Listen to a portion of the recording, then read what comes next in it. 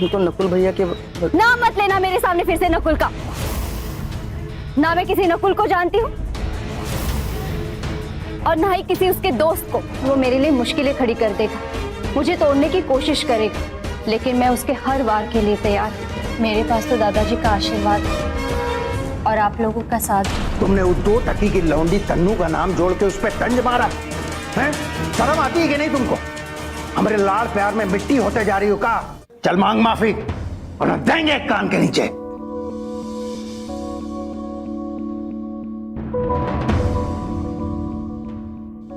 Shantanu, please मुझे माफ कर दो, मुझसे बहुत बड़ी गलती हो गई।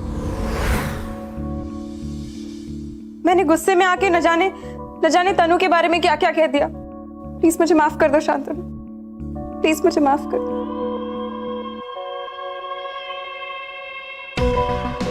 देख रही हो ना तुम, देख रही हो? शांतनु जैसे देवता इंसान जिसके मन में गुस्से नाम का कोई चीज नहीं था, वो माफ नहीं कर रहा तुमको, बल्कि हमारा बेटा हमारा घर छोड़ के जा रहा है तुम्हारी गलती की वजह से। गलती तुमने की है ना, तो इसका सजा भी तुम्ही को मिलेगा। तो ये घर छोड़ के वो नहीं बल्कि तुम जाओगी। चलो निकलो हमारे घर से, चल निकल। अरे अरे भाई साहब, ये क्या कर रहे हैं आप? क्यों मार रहे हैं उसे? क्यों निकाल रहे हैं उसे? उसने किया ही क्या है? 2 बात क्या कह दी? कौन सा ऐसा पहाड़ टूट गया? और कोई गलत नहीं कहा उसने, जो भी कहा बिल्कुल सही कहा। आप ऐसे कैसे निकाल सकते हैं उसको? जी इसकी जबान जो है ना आरी की तरह चलने लगी है। अरे ये लड़की ने हमारे देवता जैसे बेटे का दिल दुखाया है, हमारे लाड़ प्यार ने बिगाड़ दिया है इसको। घर की बेटी है, अपनी मर्यादाओं को भूल रही है। इसका तो सबक सिखाएंगे हम। इसके कारण हमारा बेटा नहीं जाएगा ये घर से। अरे ये हमारा सपूत है, लंदन से डॉक्टरी पढ़ के आया, हमारी आन बान शान है ये लड़का। ओ बहन जी, हमारे मरने के बाद ये सब इसी का तो है, ये धन दौलत ये सब इसी का तो है। हमारी बिटिया नालायक है। एक रहा वो नकुल जो तन्नू के चक्कर में हमको छोड़ के चला गया, लेकिन ये तो हमारा लाल है ना, ये हमारा दिल का टुकड़ा है। इसको अपने घर से नहीं जाने देंगे हम बहन। हम किसी कीमत पे इसको अपने घर से नहीं जाने देंगे, बल्कि हमारी बेटी इस घर से जाएगी। अभी तक खड़ी निकल यहां से। देखिए ये सब आप मत कीजिए, क्या कर रहे हैं आप? मुझे ये सब पसंद नहीं है, और वैसे भी ये सब जो कुछ भी ये कर रही है ये आपकी शिक्षा दीक्षा का असर है। और ये लड़की है, आपकी बेटी है, कहाँ जाएगी? बेटा जहां जाना है जाए, चाहे तो भाड़ में चली जाए, लेकिन हम ना तुमको ये घर से नहीं जाने देंगे। ये घर से पल्लवी जाएगी और तुम यहीं रहोगे बस। अरे बेटा हमारे लिए तुम पहले हो और ये बेटी बाद में। अगर गलती इसने करी है ना तो इसकी सजा तो ये है भुगतेगी। ये निकलेगी हमारे घर से और तुम यहीं रहोगे। ए, निकल निकल हमारे घर से। ठीक है, मैं कहीं नहीं जा रहा हूं। आप इसे घर से बाहर मत निकालिए, मैं यहीं रह रहा हूं। मैंने माफ कर दिया पल्लवी को, और आप भी ये तमाशा बंद कीजिए और माफ कर दीजिए इसे। बेटा हमारा सीना चौड़ा कर दिए तुम, हमारा दिल खुश कर दिए एकदम ये बात बोल के। अरे देख रही हो पल्लवी, तुम्हारी गलती होने के बाद भी तुमको माफ कर दिया शांतनु। कितना महान है हमारा बेटा। अरे तुमको तो इसके पैर धो के पीना चाहिए पल्लवी, सीखो कुछ इससे। बेटा एक बात और कहना चाहते हैं तुमसे। देखो उम्र में बड़े हैं तुमसे ज्यादा जिंदगी देखे। ये जो तुम लौट के आए हो ना ये गांव में, ठीक है तुम्हारी मर्जी है, लेकिन जानते हो ना ये तन्नू नाम की लौंडिया के कारण कितना बदनामी हुआ है। ये हम सब पे संकट का बादल बन के छाई रही। तुमरे और पल्लवी के रिश्ते के बीच में आई ये नकुल आशिक आवारा ये घर छोड़ के चला गया। तो बेटा हाथ जोड़ के एक ही बात का बिंदु ध्यान रखना, जब अस्पताल में काम करो इतनी दूरी बनाए रखना कि लोगों को 4 मुंह न मिले बात करने का, वरना जानते हो ना यहाँ तो जितने मुंह उतनी बात हो जाती। हमारी सलाह है, अगर मानना चाहो तो मान लो, वरना तुम्हारी मर्जी है। हाँ, पिछली बार जो कुछ भी हुआ वो मुझे अच्छे से याद है, और मैं वैसा मौका फिर दोबारा नहीं दूंगा। रही बात नकुल की, तो उसने जो कुछ भी किया वो ठीक नहीं किया। उसकी वजह से सब लोगों को इतनी शर्मिंदगी उठानी पड़ी। और रही बात आपकी सलाह की, तो मैं उसका ध्यान रखूंगा।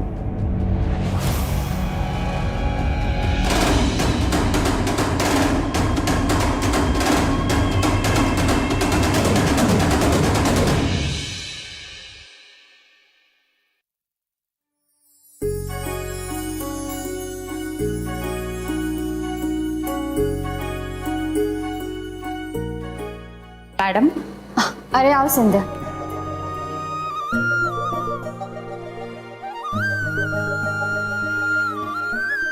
मैडम, कैंप की तैयारी हो गई है और हम उनकी बीमारियों की रोकथाम और उनके निवारण के बारे में बताएंगे। उसके बाद बड़े डॉक्टर सर भी उन रोगियों को आके चेक करेंगे और फिर सबको दवा का वितरण करेंगे। इस तरफ जेंट्स बैठेंगे और इस तरफ लेडीज। सारी इंजेक्शन और सारी दवाइयां हम यहाँ पर रखेंगे।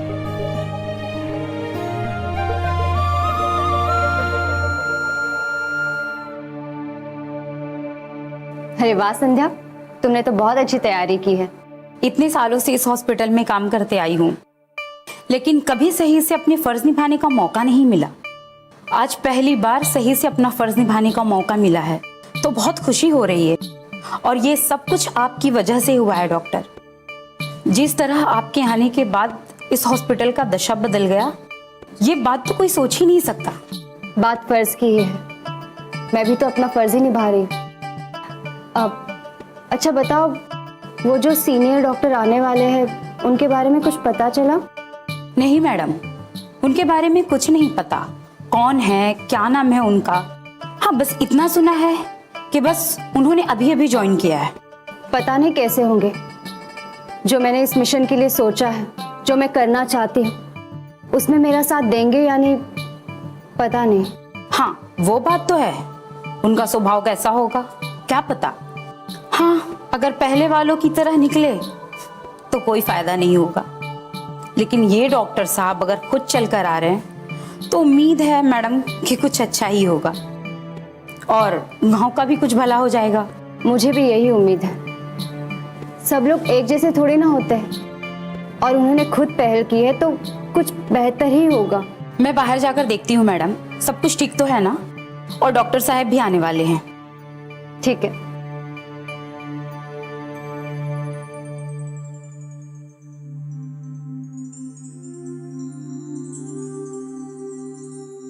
दादाजी, मैं अपने फर्ज के रास्ते पे चल पड़ी हूँ। दिल में बहुत घबराहट सी हो रही है। सब कुछ अच्छे से होगा ना?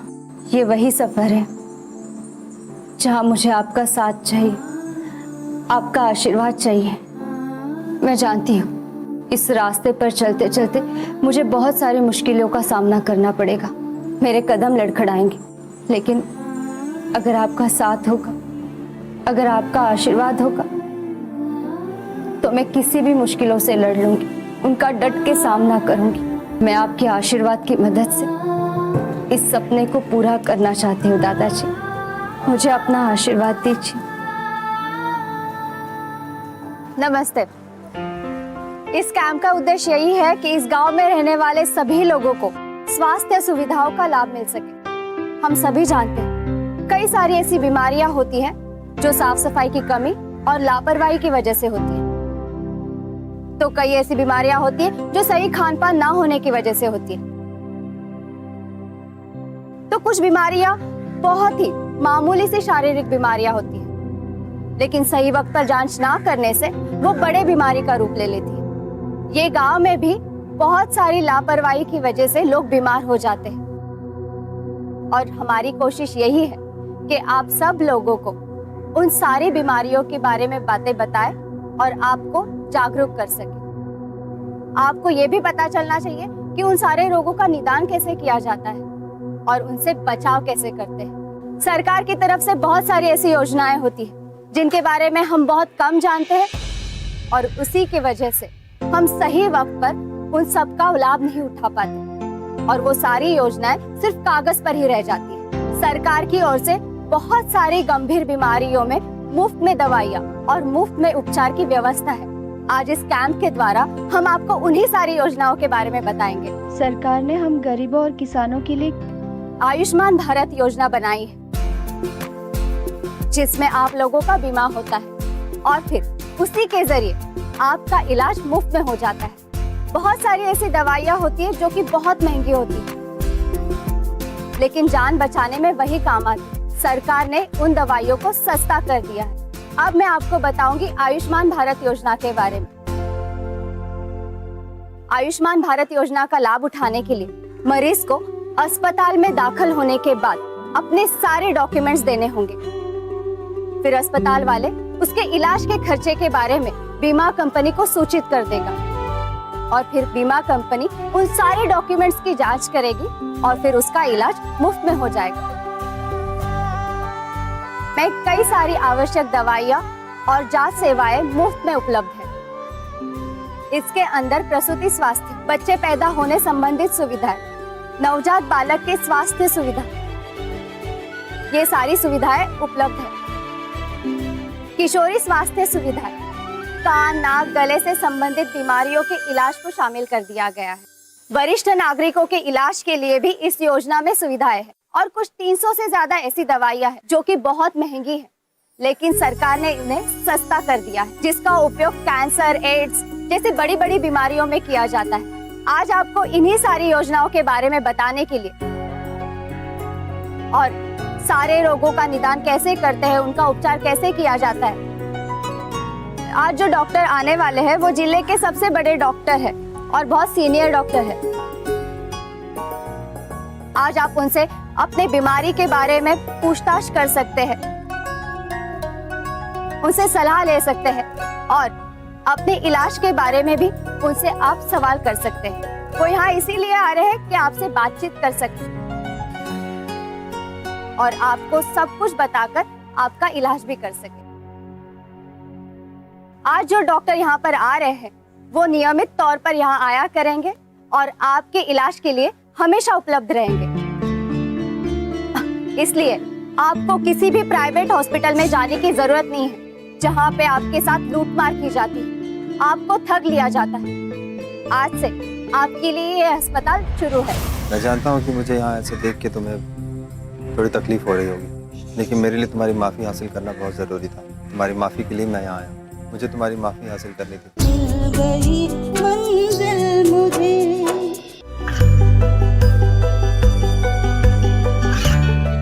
गांवों और पिछड़े क्षेत्रों में सरकारी योजनाओं की जानकारी पहुंचा। देश में कौशल और क्षमता विकास कर ग्रामीणों को सामाजिक बदलाव और विकास से जोड़ने की दूरदर्शन किसान की पहल चौपाल चर्चा देखें सोमवार से शुक्रवार सुबह 9 बजे।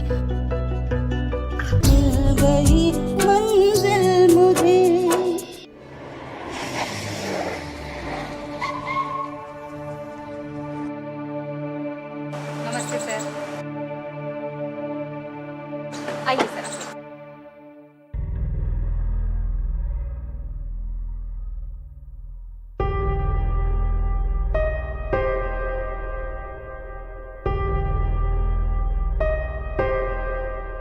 तुम मेरी बात का गलत मत समझना। मैंने इस रिश्ते के लिए मना कर दिया।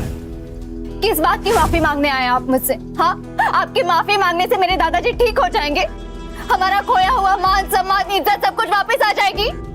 और वैसे भी आप हमसे माफी मांगने नहीं आए, बल्कि आप देखने आए हैं कि मेरे दादाजी जिंदा है या मर गए। देखो शांतनु, अभी तनु को लड़के वाले देख के गए, उसकी शादी तय हो गई है। अब तुम ये तमाशा खड़ा मत करो, तो सबके सामने हमारी बेइज्जती हो जाएगी। इसके पहले भी तुम्हारी वजह से हमारी बहुत बेइज्जती हो चुकी है। वो किताबों के बारे में क्या जानना चाहते हैं? आपका बहुत बहुत एहसान कि आपने मुझे वो किताबें दी थी, लेकिन अब वो जलकर राख हो गई। अब प्लीज मेरी जिंदगी से चले जाओ, अब मुझे अकेला छोड़ दीजिए, क्योंकि आप जब भी मेरी जिंदगी में आते हैं ना कोई तूफान लेकर आते हैं और मेरी खुशियों को बर्बाद करके चले जाते हैं। चाचा जी, मैं आपसे हाथ जोड़ के माफी मांगता हूँ। अगर मैं तनु से प्यार नहीं करता तो शादी कैसे कर सकता? डॉक्टर मैडम, ये है सीनियर डॉक्टर शांतनु शर्मा।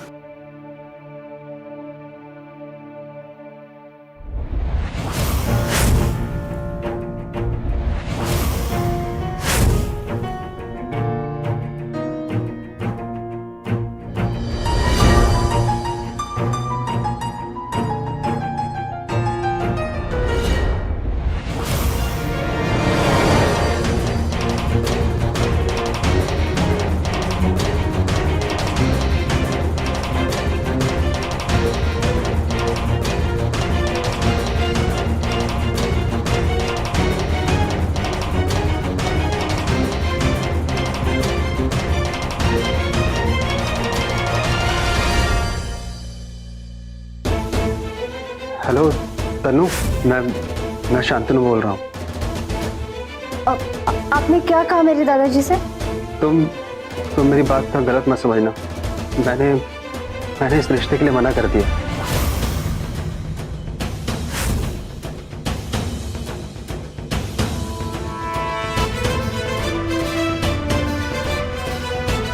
हाँ, मैं मानता हूँ कि मेरे दिल में उसके लिए हमदर्दी है, लेकिन प्यार और हमदर्दी एक नहीं हो सकती।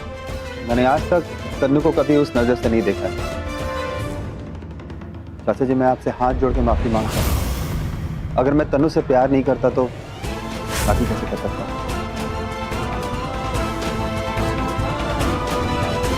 Doctor madam, doctor madam, doctor madam, कहाँ खो गई आप? ये है सीनियर डॉक्टर शांतनु शर्मा।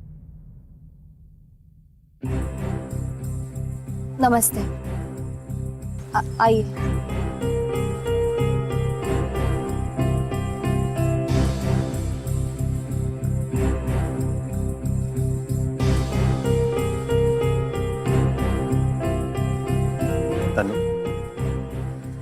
तन्नू तो मुझे माफ कर दो। मैं जानता हूँ कि मुझे यहाँ ऐसे देख के तुम्हें थोड़ी तकलीफ हो रही होगी, लेकिन मेरे लिए तुम्हारी माफ़ी हासिल करना बहुत ज़रूरी था। तुम्हारी माफ़ी के लिए मैं यहाँ आया। मुझे तुम्हारी माफ़ी हासिल करने की, इसलिए मुझे यहाँ आना पड़ा।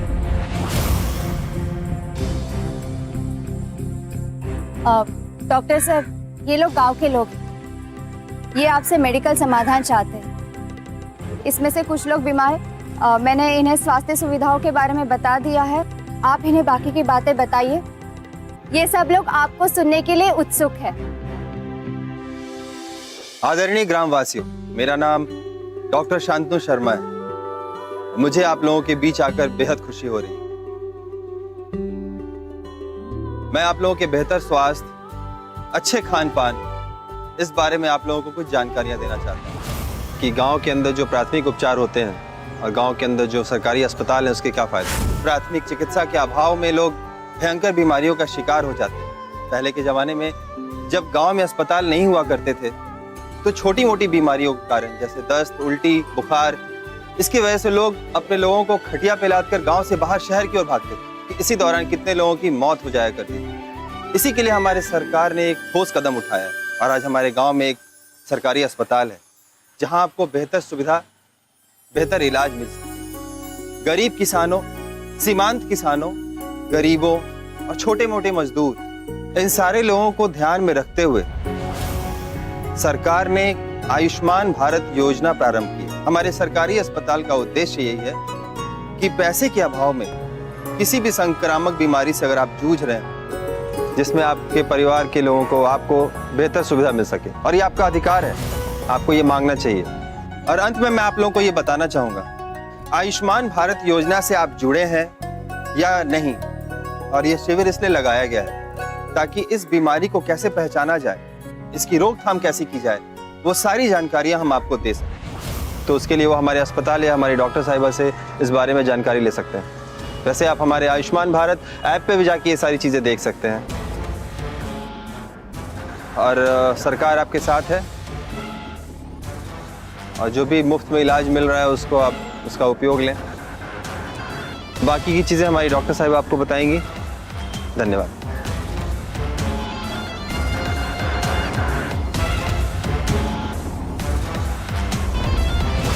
वो तनु चौधरी ने हमरे दिल पे जो चोट दी है ना, वो भूलने लायक नहीं है। अरे हमरे दिल पे ऐसा घाव की है जो कभी नहीं भरेगा। करतूत किसी और की और भुगतान हमरा।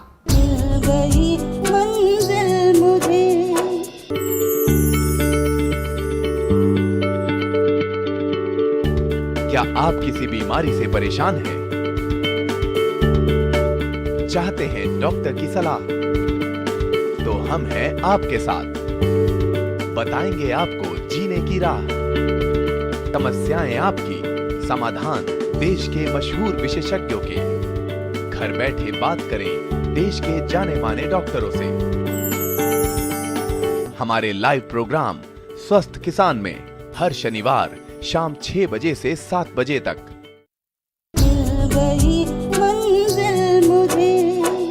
वीडियो कॉल काहे कट कर दी और आप फोन काहे कर रहे हो? क्या आप ये सब करके कहाँ हासिल करना चाहते हैं?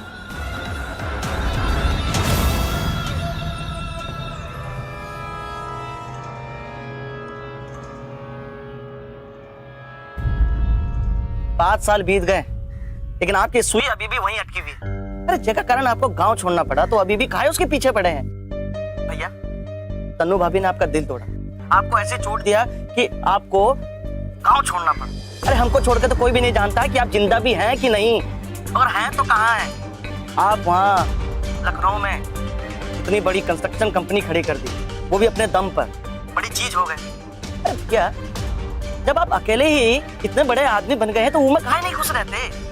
क्या आप यहाँ की गधा पच्ची से भूल काहे नहीं जाते? काहे भूल जाए? वो तनु चौधरी ने हमरे दिल पे जो चोट दी है ना, वो भूलने लायक नहीं है। अरे हमरे दिल पे ऐसा घाव की है जो कभी नहीं भरेगा। करतूत किसी और की और भुगतान हमरा। तनु को तय करना था कि हमरे और शांतनु में वो किसको चुनेगी, लेकिन उसने हमरे ऊपर भरोसा ना करके उस शांतनु को चुना। और उनको क्या लगा कि नफरत के चलते हमने शांतनु को बदनाम किया। अरे ऐसा बिल्कुल भी नहीं था यार। अरे हम तो उसकी मदद कर रहे थे, उसको कानपुर भेजे थे, लेकिन उल्टा उसने हमको किडनैपर के साथ जोड़ दिया। ज्यादा पढ़ लिख कर उसने हमरे सच्चे प्यार को कभी समझा ही नहीं। अरे दिल जलो की तरह चाहते थे उसको, लेकिन उसने हमारे साथ बहुत बुरा किया। हम उन दोनों से वो बदला जरूर ले, और उस शांतनु से। अरे उस शांतनु ने अगर हमरा निवाला छीना होता तो कोई और बात होती, लेकिन उसने तो हमसे हमरा प्यार ही छीना। अरे जिंदगी उजड़ गई हमारी। अब इन दोनों को बर्बाद करने के अलावा और कोई काम नहीं। थूकते हैं उनकी कामयाबी पे हम, और याद रखना बाकी उनकी डॉक्टरी को घुसेड़ कर रख देंगे, बर्बाद कर देंगे इन दोनों। भैया आप तो ऐसे ना थे, बहुत बदल गए हैं भैया। नफरत की पोटली हो गए। कि नफरत का कोई अंत नहीं भैया, कोई अंत नहीं। अब तन्नू भाभी और शांतनु को बर्बाद करके उनको सबक सिखा के कहाँ मिलेगा? खुशी मिलेगी? नहीं मिलेगी। आप में नफरत भरी है, नफरत कर रहे हैं आप। और याद रखिए नफरत करने से कभी खुशी नहीं मिलती। इसलिए कह रहे हैं भैया भूल जाइए तन्नू और शांतनु को और अपनी जिंदगी ढंग से जिए, नहीं शुरुआत करें। अबे ओ बाके, ये अपना प्रवचन देना बंद कर। ये वो वक्त नहीं है कि जो एक गाल पे तमाचा मारे तो के सामने दूसरा रख दो। हमसे ये उम्मीद मत करना बाके, हम मारने वाले की बाँह उखाड़ लेते हैं। और हमको बार बार जो है ना पुरानी जिंदगी में धकेलने की कोशिश मत करो। अब यही हमारी जिंदगी है और अब यही जिंदगी का मकसद। इसके लिए उतना ही करो जितना हम करें, समझे? सही बात बोलना तो हमारा फर्ज था। दोस्ती में हम दगा नहीं कर सकते, ये आप जानते हैं। आप चिंता मत कीजिए, आपका ये दोस्त हमेशा आपके साथ, जो आपका हुक्म होगा वो हम करेंगे। दोस्ती में ना कुछ गलत होता है ना कुछ सही, सिर्फ दोस्ती।